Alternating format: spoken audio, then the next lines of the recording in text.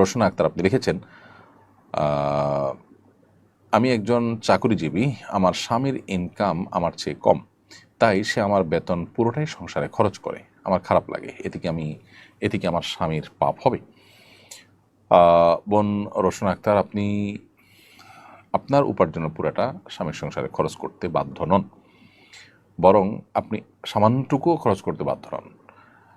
আপনার স্বামীর ইনকাম আপনার চেয়ে কম দেখে আপনার ভেতরে পুরোটা সংসারে খরচ করার অধিকার তার নাই। আপনি বিনয়ের সাথে তাকে বোঝাতে পারেন, আমাদের এই ভিডিও ক্লিপ তাকে শোনাতে পারেন, কিংবা অন্য কোনো আলেমের শরণাপন্ন হয়ে তাকে বোঝাতে পারেন। নিজে সরাসরি বললে অসুবিধা মনে করলে অন্য কাউকে দিয়ে তাকে বলতে পারেন, এবং আপনি বিনয়ের সাথে তাকে বাধা দিতে পারেন, অথবা আপনি কিছু টাকা রেখে দিতে পারেন যে আমি কিছু টাকা রাখছি, সব খরচ করতে চাচ্ছি না, এটা বলা আপনার রাইট আছে।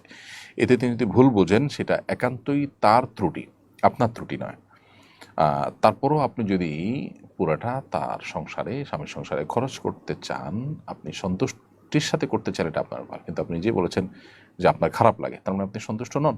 এমত অবস্থায় আপনার স্বামীর এই কাজটা অন্যায়। আপনি খোলামেলা তাকে বলে আপনার যতটুকু প্রয়োজন আপনি রাখা, বা যতটুকু আপনি স্বামীকে দিতে চাচ্ছেন, যতটুকু দেওয়া, এই ডিসিশনটা আপনাকে নেওয়া উচিত স্বামীকে বলে।